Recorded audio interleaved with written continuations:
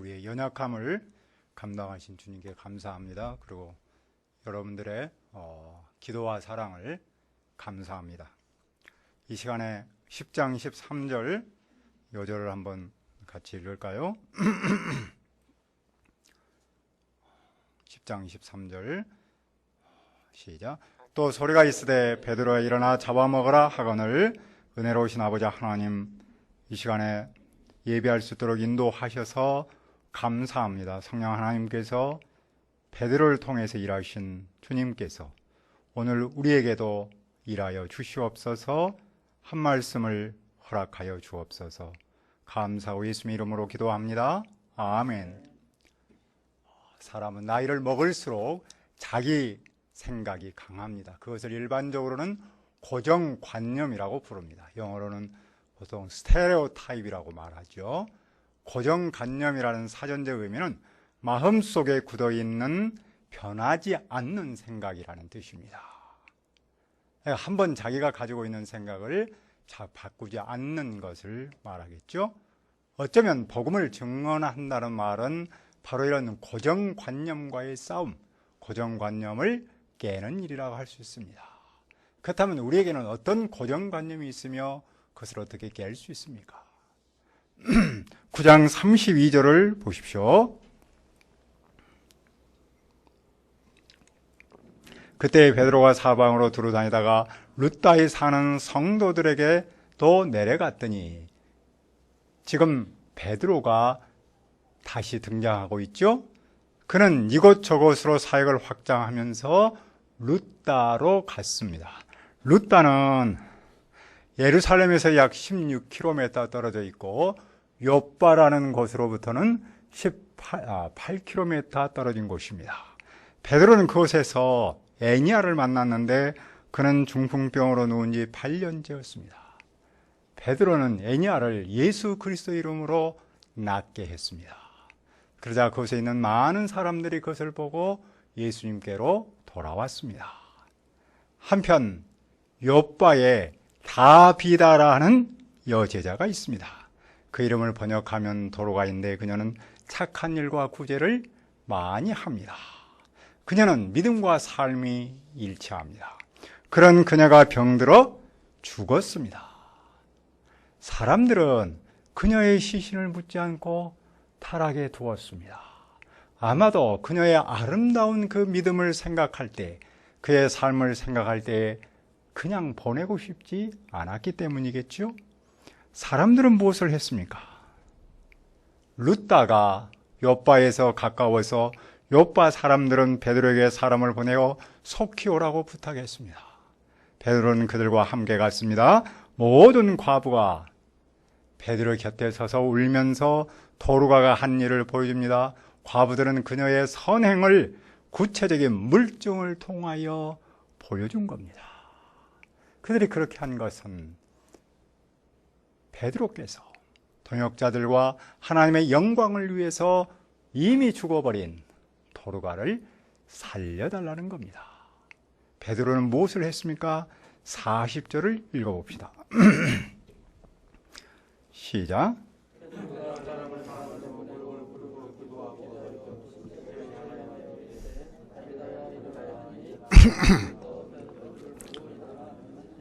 베드로는 주님께 도움을 청했습니다. 자기의 능력이 아닌 주님의 능력으로만 이 문제를 해결할 수 있기 때문입니다. 그는 예전에 예수님께서 하셨던 때처럼 시체를 향해서 말했습니다. 다비다야, 일어나라. 그러자 죽은 자가 살아났습니다. 사람들의 믿음과 베드로의 믿음이 죽은 자를 살렸습니다. 야이로의 딸을 살리셨던 그 주님께서 오늘은 다비다를 살리셨습니다.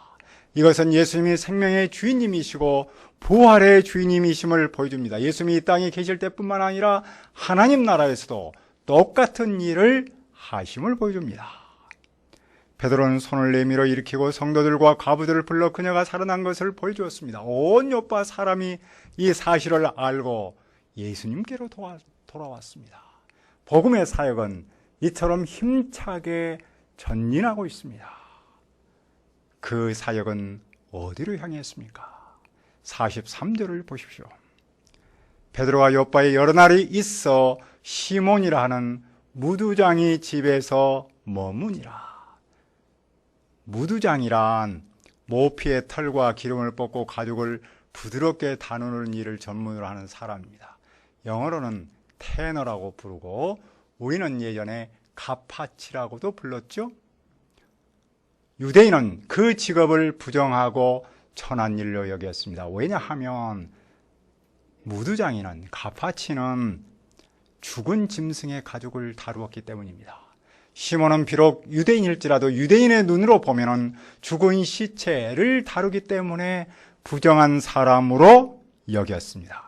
그런데 베드로는 그런 사람의 집에 오랫동안 머뭅니다. 여기는 무슨 뜻이 있습니까? 부정에 대한 베드로의 가치관이 달라졌음을 보여줍니다. 그는 같은 유대인에게는 직업과 신분으로 말미암는 깨끗함과 더러움이 없다는 사실을 알았습니다. 그는 직업으로 사람을 차별하지 않았습니다. 하나님 안에서는 어떤 직업이든지 어떤 신분이든지 다 한 가족임을 영접한 겁니다. 베드로가 무두장이와 함께 함은 신분의 경계, 직업의 경계를 뛰어넘는 하나의 획기적인 사건입니다. 하지만 그는 어떤 경계까지 뛰어넘어야 합니까? 10장 1절을 읽읍시다. 시작. 가이사라에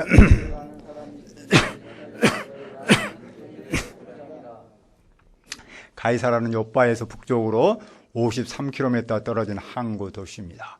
헤롯 대왕이 로마 황제를 위해서 건축한 웅장한 건물들이 있습니다. 그곳에는 로마 소속의 군대뿐만 아니라 많은 이방 사람들이 살고 있었습니다. 그런데 그곳에 로마의 군대 백부장인 고넬료라는 사람이 있습니다. 백부장은 100명의 부대 단위를 지휘하는 지휘관입니다. 그는 하나님께는 어떤 사람입니까? 2절은 이렇게 말씀합니다. 그가 경건하여 온 지방과 더불어 하나님을 경외하며 백성을 많이 구제하고 하나님께 항상 기도하더니, 경건하다라는 말은 신앙심이 깊다라는 뜻입니다. 그는 신앙심이 깊었는데 하나님을 경외함으로 나타났고 백성을 많이 구제하고 하나님께 기도함으로 나타납니다. 그의 경건은 유대인이 실천하는 구제와 기도로 그대로 나타나고 있습니다. 그러니까 그런 이방 사람, 로마 사람의 군대의 지휘관인데도 불구하고 유대인으로서, 즉 하나님의 사람으로 살고 있습니다. 그에게 무슨 일이 있었습니까? 그가 제9시, 즉 오후 3시경에 기도할 때 환상을 보았습니다. 하나님의 사자가 들어와 그의 이름을 불렀습니다. 그가 주목하여 두려워서 물었습니다. 무슨 일입니까? 천사가 대답했습니다. 내 기도와 구제가 하나님 앞에 상달되어 기억하신 바가 되었다. 하나님께서 그의 삶과 기도를 받으셨습니다. 이 하나님은 어떤 분입니까? 하나님은 고넬료의 기도와 구제를 유대인의 것과 똑같이 받으셨습니다.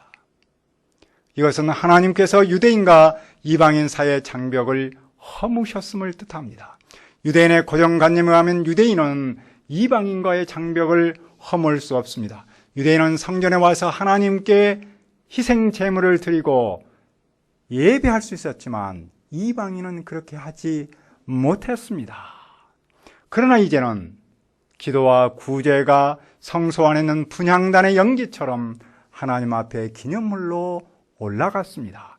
하나님은 이방인 고넬료의 삶을 인정하셨습니다. 천사는 그에게 무슨 방향을 주었습니까? 천사는 그가 요바로 사람을 보내사 베드로라 하는 시몬을 초청하도록 했습니다. 특별히 여기서 베드로라 하는 시몬이라고 부르는 것은 시몬이, 베드로가 정통 유대인임을 강조합니다. 시몬은 지금 가파치 시몬의 집에 머물고 있습니다. 고넬료는 천사의 말에 즉시 순종하여 경건한 사람을 요바로 보냈습니다. 그때 베드로는 무엇을 했습니까? 그들이 베드로에게 가까이 갔을 때 베드로는 기도하려고 지붕에 올라갔습니다. 지붕은 옥상이나 옥탑방을 말합니다. 베드로는 배가 고팠습니다. 사람들은 점심을 준비했는데 베드로는 환상을 봅니다. 하늘이 열리며 한 그릇이 내려왔는데 큰 보자기 같고 네 길을 메어 땅에 들이웠습니다. 그 안에는 온갖 네발 짐승과 땅에 기어다니는 것들과 공중의 새들이 골고루 들어 있었습니다. 그 중에는 베드로가 경건한 유대인으로 먹을 수 있는 것도 있고 먹을 수 없는 것도 있습니다. 그는 무슨 소리를 들었습니까? 13절을 다시 읽읍시다. 시작. 또 소리가 있으되 베드로야 일어나 잡아먹으라 하거늘. 소리는 하나님의 말씀입니다. 하나님은 베드로에게 그 짐승을 잡아먹으라고 하십니다. 그러나 그는 어떻게 반응했습니까? 14절입니다. 베드로가 이르되 주여 그럴 수 없나이다. 속되고 깨끗하지 아니한 것을 내가 결코 먹지 아니하나이다 한데 베드로는 아무리 배가 고파도 아무 것이나 먹을 수 없었습니다. 왜냐하면 그에게는 먹을 수 있는 것과 먹지 못할 음식이 있었기 때문입니다. 그 기준은 무엇입니까? 속되고 깨끗하지 아니한 것입니다. 속되다는 말은 일반적인 부정한을 뜻합니다. 본래 이 단어는 모든 차별과 모든 종교적 계급을 없애고 삶의 일치를 이룬다는 뜻입니다. 그러나 베드로는 이 단어를 반대로 사용했습니다. 유대인은 오랫동안 자기들은 평범하지 않고 특별한 사람이라고 생각했습니다. 이방인은 저소한 사람이고 자기는 영적 귀족이라고 생각했습니다. 그래서 먹는 것도 특별한 음식만 먹어야 했습니다. 또 깨끗하지 아니하니라는 말은 불결한을 뜻합니다. 그것은 종교의식과 도덕적으로 깨끗하지 못한 것을 뜻합니다. 그의 이런 기준은 어디에서 왔습니까? 구약 성경에서 왔습니다. 하나님은 이스라엘에 먹을 수 있는 깨끗한 짐승과 먹을 수 없는 부정한 짐승의 규정을 주셨습니다. 그 규정은 유대인과 이방인을 구분하는 기준이었습니다. 그런데 이 보자기 안에는 온갖 것이 다 있습니다. 즉 구별 없이 뒤섞여 있습니다. 베드로는 율법에 근거할 때 그것은 속되고 깨끗하지 못한 겁니다. 그래서 정통 유대인으로서 하나님의 백성으로서 먹을 수 없습니다. 그는 하나님의 백성으로서 구별되어 살아야 하기 때문입니다. 그러나 하나님은 어떤 기준을 제시하십니까? 15절을 읽읍시다. 시작.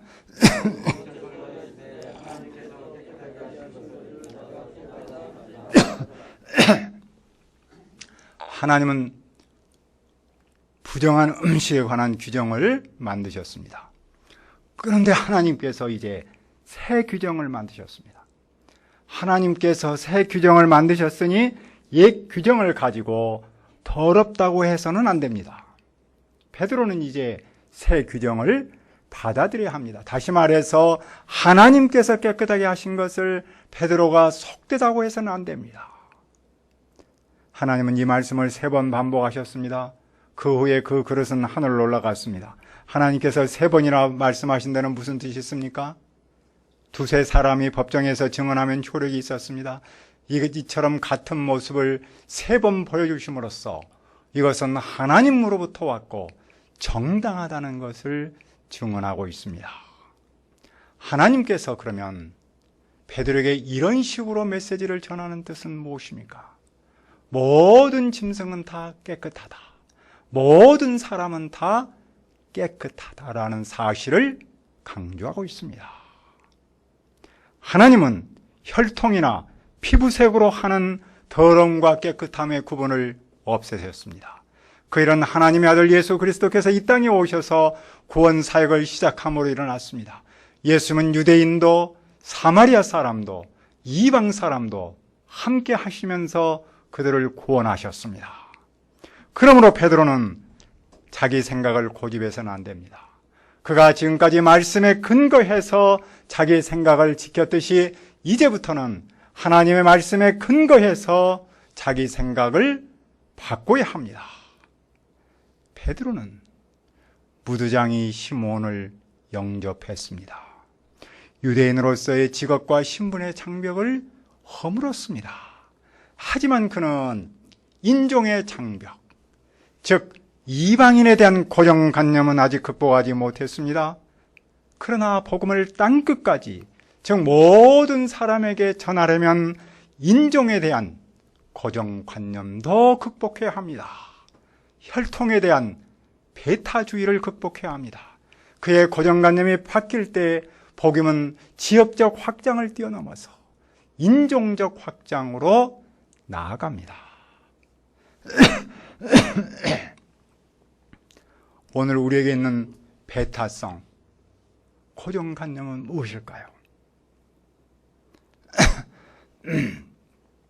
사실 우리가 지금 품고 있는 생각이 무엇이든지 돌아보면 대부분은 성경에 근거해서 형성된 겁니다.